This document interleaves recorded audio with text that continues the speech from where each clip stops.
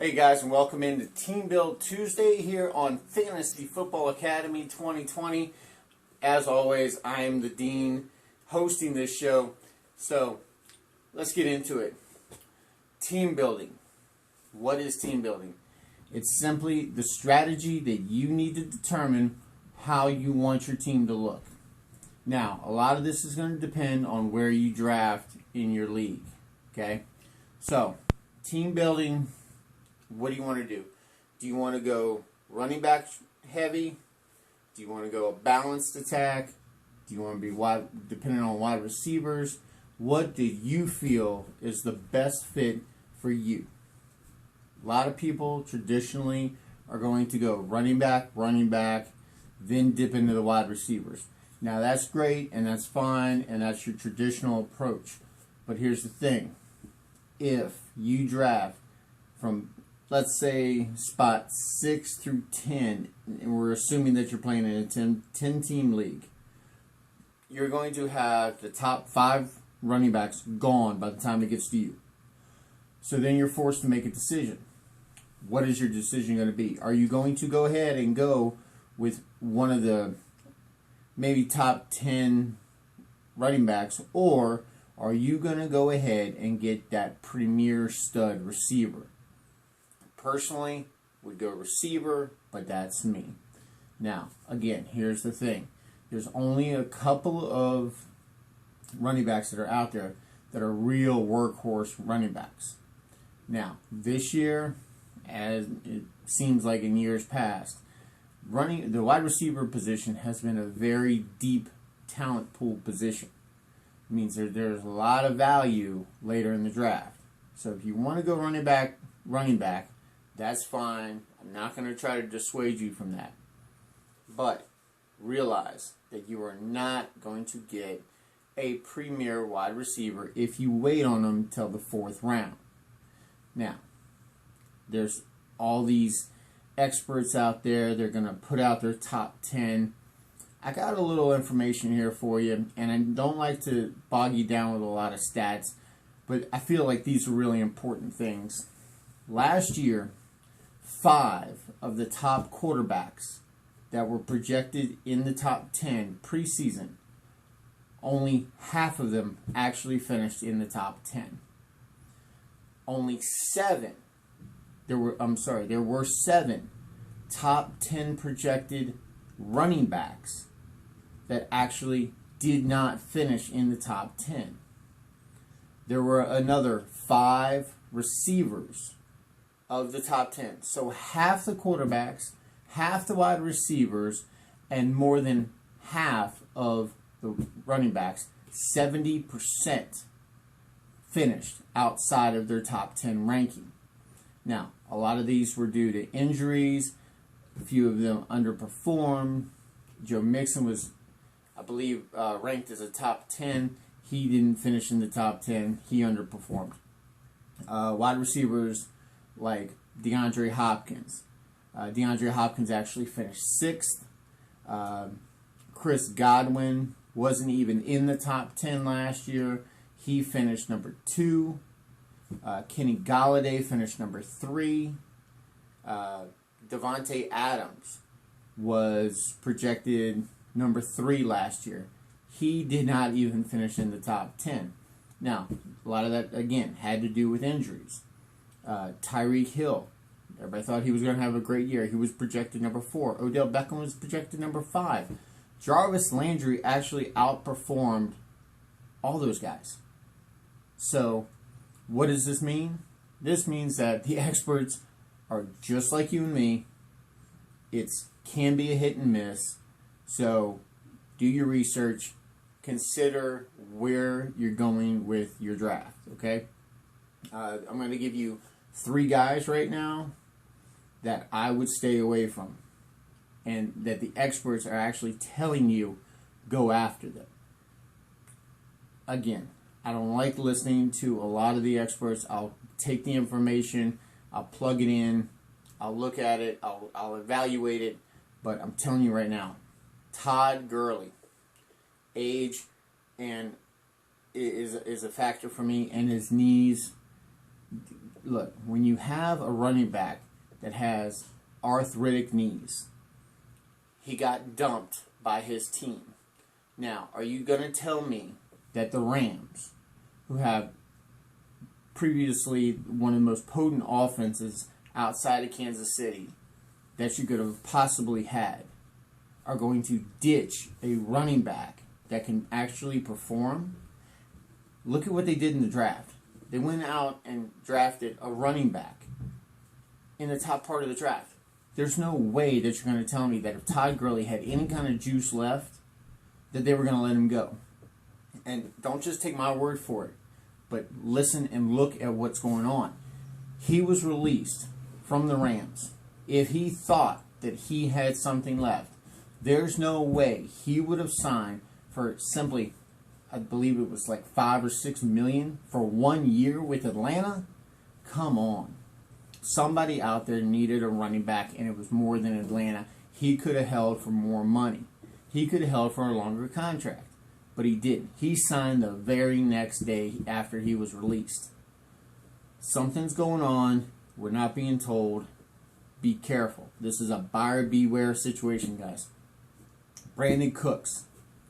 I heard the other day on another fantasy broadcast that everybody was raving about Brandon Cooks. Brandon Cooks is going to be awesome. He's going to step into, DeAndre Hopkins' role with Houston. Guys, he's been through he's on his fourth team.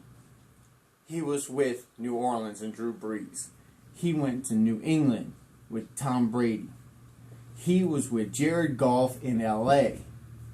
You're telling me that all three of those quarterbacks couldn't jumpstart this guy?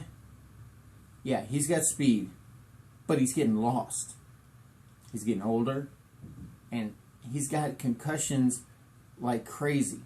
He had so many concussions, that's why L.A. dropped him. That's why L.A. let him go. Okay? He is one good hit away from being out of football entirely. I'm telling you. Listen to me, okay? I'm not trying to steer you wrong on this one. Stay away from Brandon Cooks. David Johnson. You kidding me? Look at what Kenyon Drake did when he got to Arizona.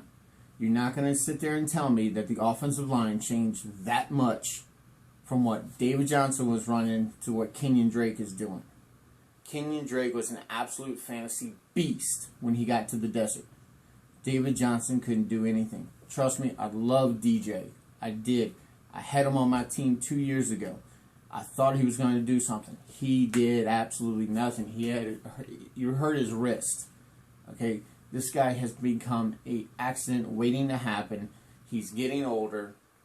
And are you going to tell me that everybody's scared of Carlos Hyde signing with the Jets that's going to affect Le'Veon Bell?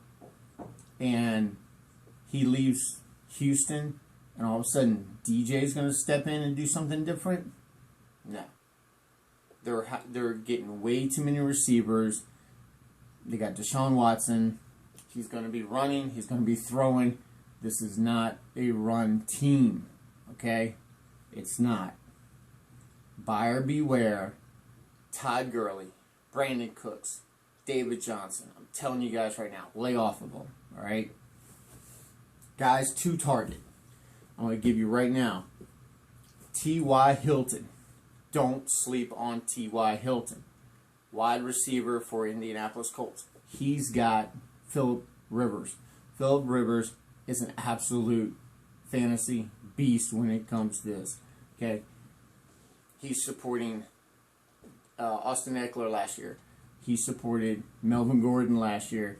And these are two running backs that he's supporting through the passing game. Okay? So they're going to be throwing the ball all over the place. Their running backs in Indianapolis are not that great. They're kind of a running back by committee. They got a rookie in the draft. They've still got Marlon Mack. He's going to be used in the passing game. They're going to be lighting it up. Okay? So, focus on T.Y. as long as he's healthy. Yes, there's injury concerns. But I'm telling you right now, T.Y. Hilton will be something this year. Okay? Philip Lindsay. Don't sleep on Philip Lindsay just because Melvin Gordon's there, okay? He's more established than Gordon, and last year he outperformed Josh Jacobs, Devin Singletary. He outperformed Melvin Gordon and Dave Johnson, okay? Philip Lindsay has the ability to do this, okay? Also, Jarvis Landry. I had mentioned before that Jarvis Landry was an absolute fantasy beast. He scored 221 points in PPR, 140 in standard. He outperformed Calvin Ridley, Tyreek Hill, Devontae Adams, Odell Beckham. He outperformed Robbie Anderson. Okay? So, and that's all in standard. In PPR, he outperformed Tyler Lockett, DJ Shark, Cortland Sutton, Stephon Diggs. He outperformed Calvin Ridley again in PPR. A.J. Brown, Devontae Adams, again with OBJ, and again with Tyreek Hill. Look, guys, Jarvis Landry is legit, and they don't have faith in Baker Mayfield. That's why they brought in a backup, okay? Their backup's going to be better, okay? I'm looking for Baker to have a short leash, and if he does succeed, he's got to be phenomenal through the air, and it's going to be with Jarvis. He's got chemistry with Jarvis. There was rumors all year long about OBJ leaving, not wanting him in Cleveland. Say what you will, I think his days are numbered. So, team building. Guys, listen, if you're going to go running back, your top 5 picks, okay, look at what you're targeting. Don't go in with the mindset that you have to draft a certain position in a certain round. You go in and you take what the draft gives you. Look at what your draft mates are doing, what your league mates are doing, how they're drafting. Okay? These guys are going after running backs like crazy, and you're drafting a little later. That's fine. Let them go. Round 8 or pick 8, you can get one of the top tier wide receivers. Come back around, get a second round running back. Come back the other way, you can get decent value in third round with a running back. Then you can load up on wide receivers. Okay, if you want to go running back, fine. Okay, you want to get some value and pick late round, pick 1, fine. You want to get a little value in second round. The wide receiving core is deep enough for you to skip running backs in the first 2 rounds and still be able to put together a good draft. All right. So, guys to lay off of: Ty Gurley, Brandon Cooks, David Johnson. Listen, the experts are no better than us. Okay? Don't let them scare you off. If you've got a feeling about a player, roll with it. I had a feeling about Lamar Jackson last year. Look what happened to him. I drafted Lamar in like the 10th round of my league. I wound up in the championship with Lamar. Okay? Now, given I also had Michael Thomas and DeAndre Hopkins, but I got the number 1 quarterback in fantasy in the 10th round. So, diamonds can come from anywhere. Coal can be found everywhere. So, be careful what you're looking at. Do your homework. Go with your gut, guys. Trust yourselves. Okay? Now, as you know, and you see behind me, I'm a diehard Redskin fan. I like to take a little time here, opportunity. I learned that one of the Redskin greats, Dexter Manley, came down with COVID. So prayers and thoughts and good wishes going out to Dexter and his family. Dexter, you're my boy back in the 80s. I loved you to death. Hashtag 72recover. Listen, Dexter, if anyone who's around him sees this, please give him my love, give him my best wishes. Love you to death, my man. I played DE when I was playing, and hey, I was getting the crowd up, just like Dexter. So, Dexter, get well quick, my man. HTTR for life.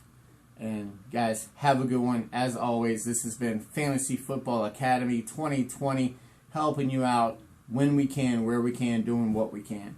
So, Take it easy. We'll see you guys next time. Be safe. And remember, hashtag mask up if you're going out today.